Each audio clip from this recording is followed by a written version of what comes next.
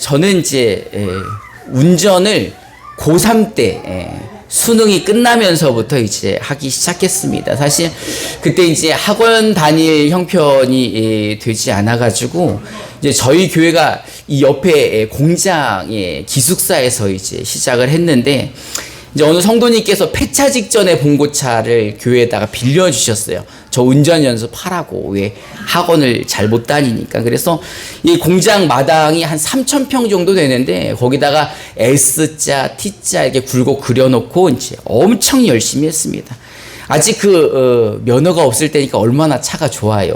마당에서만 차 타라고 허락을 해주셨지만. 그래서 이제 심심할 때는 공장 한 바퀴를 앞으로 돌았다, 뒤로 돌았다, 뭐 이러면서 이제 운전에 이제 달인이 되었어요. 근데 다만 뭐가 없어요?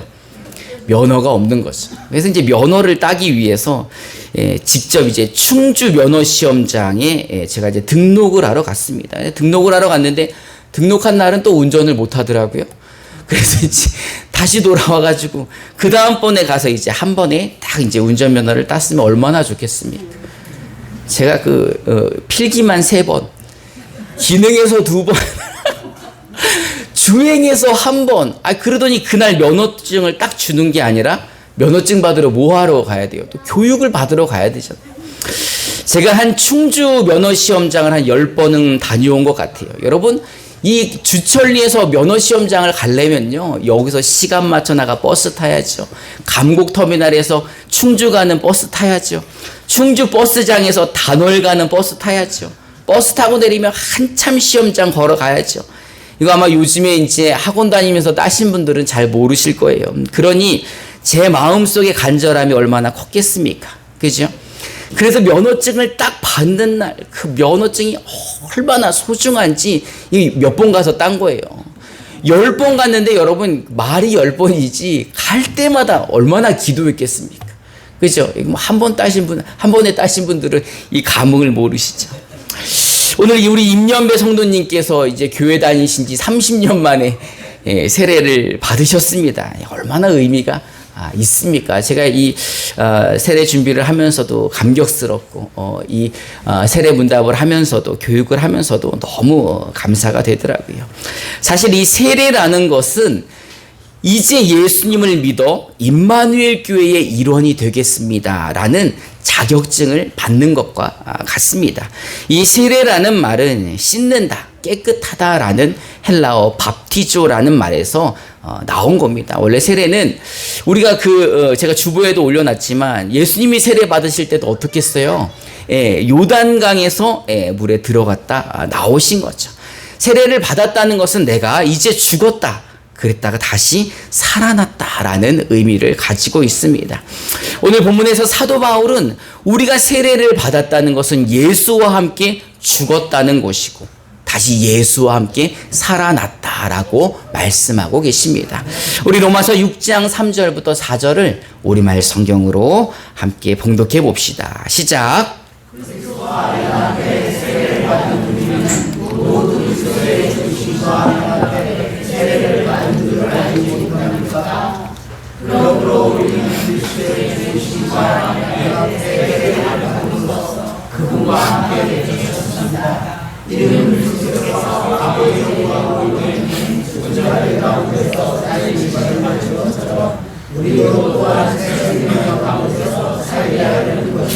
아멘. 우리가 세례를 받았다라는 것은 예수 그리스도와 함께 연합하여 같이 죽었다는 거예요. 같이 십자가에서 죽었다. 근데 그러면 왜 함께 죽었는가? 왜 함께 죽었습니까? 그것은 다시 우리를 살려 새 생명을 주시기 위해서라는 거죠. 우리 로마서 6장 5절부터 11절까지를 우리말 성경으로 저와 여러분들이 한 절씩 교독해 봅시다. 제가 먼저 5절을 봉독하겠습니다. 우리가 그리스도의 죽으심과 같은 죽음으로 그분과 연합한 사람이 됐다면 분명히 우리는 그리스도의 부활하심과 같은 부활로도 그분과 연합한 사람이 될 것입니다. 우리의 사람이 십자가에 못 박힌 것은 죄의 몸이 여겨져 우리가 이는 죽은 사람은 이미 죄에서 벗어났기 때문입니다. 우리가 그리스도와 함께 죽었다면 우리가 알기로 죽은 사람 가운데서 살리심은 받은 그리스도께서는 다시 죽지 않으시고 죽음이 더 이상 그분을 지배하지 못합니다. 그리스도께서 죽으신 것은 죄의 단번에 죽으신 것이요 그분이 사신 것은 하나님께 대해 사시는 것입니다. 우리 함께 봉독해 봅시다. 이와 같이 여러분도 자신을 죄에 대해서는 죽은 자요 하나님에 대해서는 그리스도 예수 안에서 산 자로 여기십시오. 아멘. 사도 바울은 예수 그리스도와 함께 죽은 사람을 옛사람이라 표현하고 있습니다. 다시 말해 세례를 받음으로 예수님과 함께 죽은 사람은 나의 옛사람인 것이고 세례를 받음으로 예수님과 함께 연합하여 지금 살고 있는 나는 새 사람이다 라고 말하는 거죠. 이렇게 세례를 받는 이유가 무엇입니까? 옛사람을 죽이는 이유가 무엇입니까? 옛사람은요, 아담의 후손입니다. 아담의 후손으로 원죄를 가지고 이 땅에 왔고 죄로 오염된 이 땅 가운데서 자기들이 지었던 자범죄를 또 짓게 되는 거죠. 그러므로 죄의 종이 되어서 살게 되었던 것입니다. 여러분, 종이나 노예는요, 죽어야지만 그 주인에게서 해방이 되는 거 아닙니까? 그래서 하나님이 우리를 죄에서 해방시켜 주기 위해서 옛사람을 십자가에 그리스도와 함께 죽게 만들어 주신 거죠. 그리고 우리에게 다시 그리스도의 부활과 함께 살게 하여 주시어서 우리에게 새 생명을 넣어 주시고 새 사람이 되게 하여 주셨는데 새로운 신분, 이제 아담의 후손이 아니라 하나님의 자녀가 되게 하셨다는 겁니다. 할렐루야.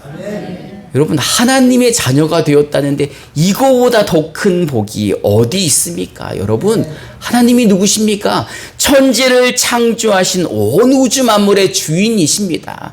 그 주인의 아들이 되었다는 것은 뭐예요? 주인집 아들이 되었다는 거예요. 이래도 안 기뻐하시네. 우리 아버지 재산이 얼만큼인지 모르셔서 안 기뻐하시네. 여러분, 우리는 상속권을 가지고 있는 사람이에요.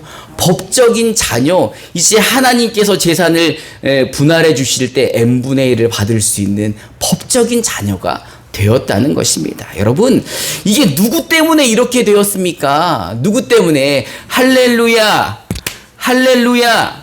누구 때문에요? 예수님 때문에. 예수님 때문에 우리가 이렇게 하나님의 자녀가 되었다는 겁니다. 원래 우리는 이럴 자격이 없는 사람들이잖아요.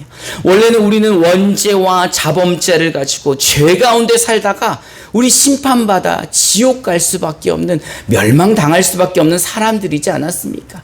그런데 예수님이 우리로 하여금 예수를 믿게 하시고 그 십자가의 보혈로 우리의 죄를 사해 주시고 우리에게 구원을 허락해 주신 것입니다. 우리 로마서 4장 24절부터 25절을 우리말 성경으로 함께 봉독해 봅시다. 시작. 의롭다는 인정을 받을 위 곧 우리 주 예수를 죽은 사람 가운데서 살리신 분을 믿는 우리도 위한 것입니다. 예수께서는 그의 범죄를 인해 죽음의 영광을 주셨고 우리의 의를 살리심을 받았습니다. 아멘. 이 로마서 4장에 보면요, 아브라함과 사라에 대한 이야기가 나옵니다. 여러분, 하나님이 이 사라가 89세 때 아들을 주신다 그랬어요. 우리 교회 89세 김경자 권사님 아들을 주신다니 그 말도 안 되는 소리라고 생각하겠지만 아브라함은 그것을 믿었다는 거예요. 그리고 하나님은 그 믿음을 의로 여기시고 90세 되는 사라에게 이삭을 허락해 주셨습니다. 하나님은요, 자격이 없지만 예수 그리스도를 믿는 우리에게 그 믿음이 우리의 자격으로, 그 믿음을 우리의 의로 여겨주셔서 자격이 없는 우리이지만, 죄인인 우리이지만 하나님의 의를 덮어주심으로 우리에게 자격을 허락해 주셨다라는 것입니다. 그러니 우리가 지금 하나님을 누구라 부릅니까? 누구라 부른다고요? 아버지라 부르는 거죠. 하나님은요, 세례를 통하여서 종되었던, 죄의 종되었던 우리를 죽이시고 그 옛사람을 죽이시고 이제 새 사람으로 다시 살게 하셔서 하나님의 자녀가 되어 새 삶을 살게 하셨다라는 것입니다. 그러니 이제 우리에게 죄에 대해서는 옛사람처럼 죽은 사람으로, 하나님에 대해서는 살아있는 사람처럼 행하라 라고 말하는 것입니다. 할렐루야. 여러분, 우리는요, 예수 그리스도의 보혈로 새 사람이 되었습니다. 우리는 그 보혈로 옛사람을 십자가에 못 박을 수가 있었던 것입니다. 그러니 이제 하나님을 아버지라 고백한다면 예수의 보혈로 하나님의 자녀가 되었다는 것을 믿고 고백하시는 분이라면 죄에 대해서는 어떤 사람처럼 행동하고요? 죽은 옛사람처럼 행동하고 하나님에 대해서는 살아있는 새 사람처럼 행동하라 라는 것입니다. 여러분, 그렇게 사시겠습니까? 여러분, 그런 삶을 사시겠습니까? 여러분, 우리가 그렇게 살기 어렵다는 거 누가 잘 아셔요? 하나님이 너무 잘 아시기 때문에 우리 마음 가운데 도와주시는 성령을 보내주셨잖아요. 그러니 우리가 그렇게 살기 힘들 때마다 뭐 해야 됩니까? 우리 옆에 분들하고 인사합시다. 알면서 왜 안 하세요? 알면 여러분 기도하시기 바랍니다. 우리 기도함으로 승리하시기 바랍니다. 그래서 하나님께 영광 돌리는 저와 여러분 되시기를 주님의 이름으로 축원합니다. 이 시간 우리 함께 찬송하고 결단하는 시간 갖도록 하겠습니다.